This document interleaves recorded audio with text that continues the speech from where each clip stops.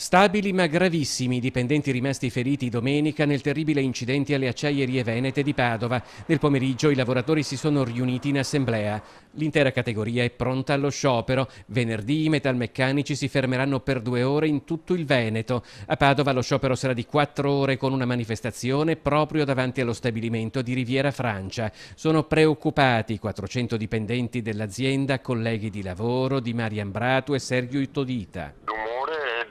Di grande preoccupazione rispetto proprio all'evento successo, in primis perché ci sono dei colleghi che stanno malissimo e poi analizzano il fatto e benché è un fatto straordinario è chiaro che nessuno è tranquillo.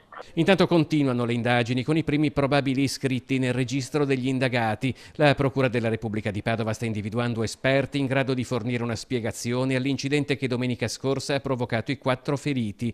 Nello specifico si intende dare una spiegazione tecnica ai motivi che hanno portato al cedimento del gancio provocando la colata di acciaio rovente. La temperatura è sopra i 1500 gradi dall'enorme contenitore che sorreggeva. L'area intanto è ancora sottoposta a sequestro.